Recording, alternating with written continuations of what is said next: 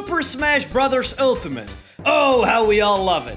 The biggest Smash game that there has ever been. And it's only going to get bigger. And in no way, shape or form is this growth slowing down. With an amazing Fighters Pass already released with 5 new fighters, the additional bonus DLC which was Piranha Plant, and even 6 more fighters are on their way as we speak. Now, who these fighters are going to be remains a mystery, but we can still discuss who we want to see or who would be the best picks. And for today, I want to talk about the Super Nintendo Entertainment System. For many gamers, the console that introduced them to Nintendo. And for a lot of people, this console contains some of their favorite games of all time. And for good reason.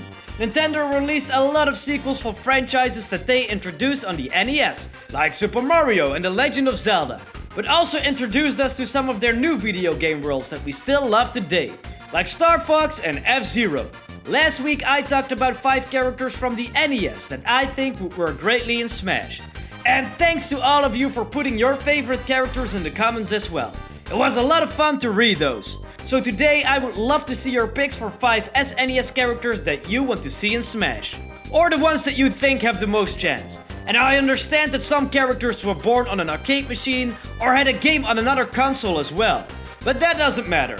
If the fighter had an important game on the SNES, then it's all good. Alright, now let me show you my first pick. Everybody keeps talking about too many sword fighters in Smash. So why don't we mix it up with some club fighters? Joe and Mac, the wacky cavemen that beat up dinosaurs and other savage cave boys to retrieve a stolen crown. I know them mostly from their game Joe and Mac 2 Lost in the Tropics. But they already had some fame before that with their first entry just called Joe and Mac, that started out on an arcade machine. These guys look pretty identical to one another, with one of them having green hair and the other one blue. So I think they could work perfectly as separate skins like Olimar and Elf. It wouldn't be necessary to make them echoes. The thing that I like the most about these guys is that they use a lot of weapons that would be unique for Smash. Especially as they are cavemen, of course, which you don't see that often. At least not in this game. As a basic weapon they could use their clubs, but they can also spit projectiles at enemies. Like bones from meat, seeds from fruit, and fireballs from, well, fire. But they use much more, like a boomerang, an axe, and freaking thunder. There are some segments in the game where you drive around in the cart, which would be amazing for a charge attack. And hey, a level with dinosaurs walking around, or even crazier on top of a dinosaur, would be perfect for Ultimate. You don't hear much about these guys anymore, but more than 10 years ago they announced a remake of the original game. But that never happened. So now would be the perfect time to bring them back in some form. And Smash Ultimate could be a great way to do that.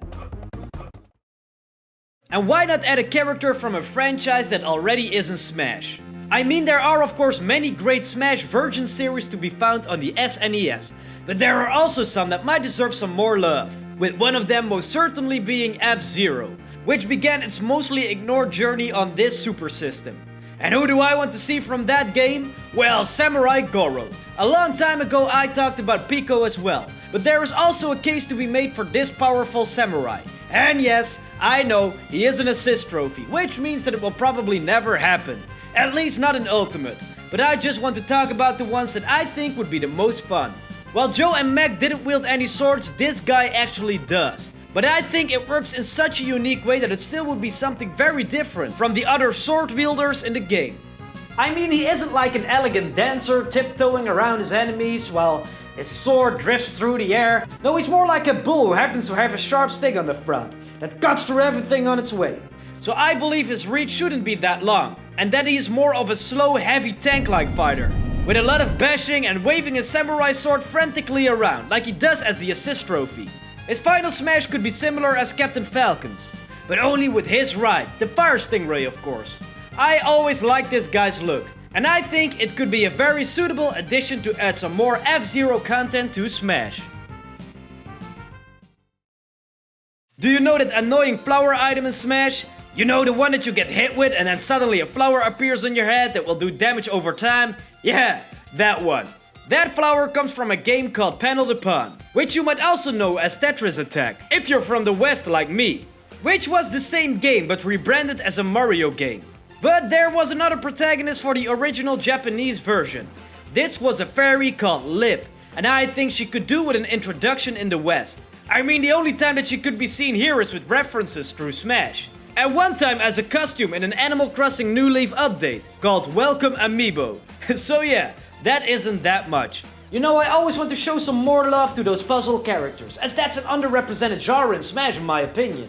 And with Lip, you have the perfect candidate, as she was originally developed for the SNES, but has gotten pretty obscure over the years, especially in the West. Besides smacking fighters in the head with a flower, she could also use the puzzle blocks from Panel the Pun to throw around. And maybe some animal friends that could be seen in that game could help her. And yeah, I know, this is one that probably won't happen. But at least we have her Mii costume in the game as well. So we can just pretend to play as her. Better than nothing, right? And now let's go for someone with more speed. Although for a car he isn't even really that fast. 4WD from Stunt Race FX.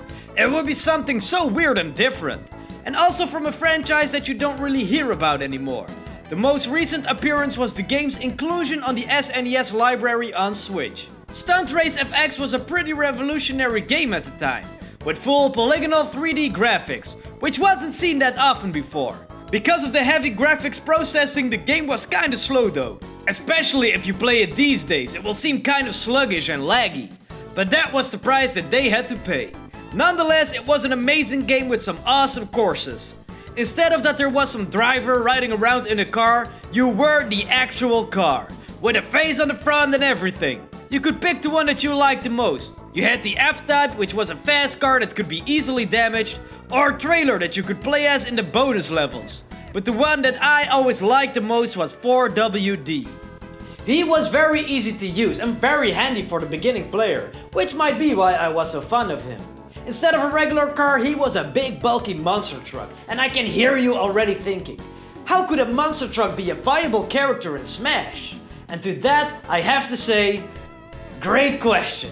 The fact of the matter is that I always liked the more weird and unique fighters, like the stuff that they did with Duck Hunt, Game & Watch and Piranha Plant of course. So I can imagine that a moveset can be developed for 4WD as well, with charging forward as standard attacks, a winding up attack as a special, and spraying some oil all over the enemies to slow them down and damage them over time.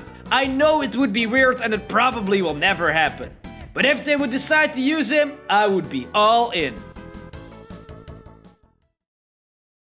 There is another guy that just gets reincarnated in every game, just like Link, and his name is Ryu, from the series Breath of Fire. And I have talked about Ryu Hayabusa as well, who is a completely different character. And again, another Ryu is already in the game, the one from Street Fighter.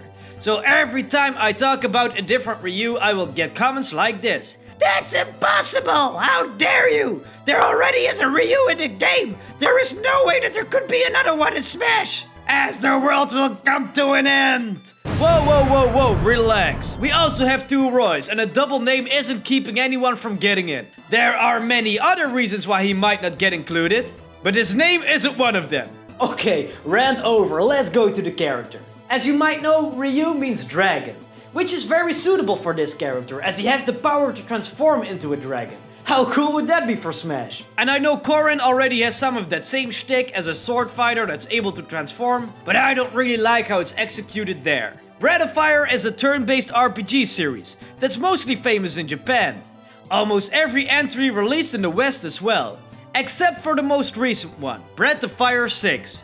In most of these games you get to play as a protagonist, Ryu, who in every entry looks just slightly different.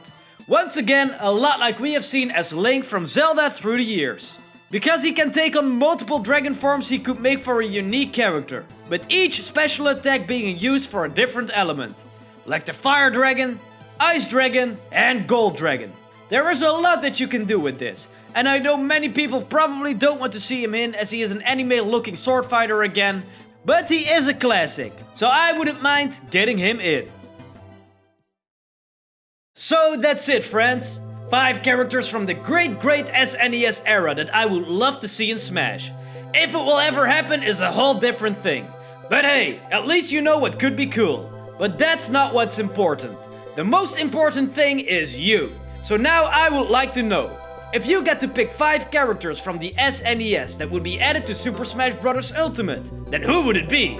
Let me know in the comments, as I'm really curious who you will pick. And somewhere in the future I will talk about the Nintendo 64 as well. So if you have any favorite characters from that era too, let me know down below, as I will take inspiration about what you're saying. If you like this video and you like Super Smash, then be sure to subscribe to the Expref channel, as there is a whole lot more content about Smash and Nintendo to be found.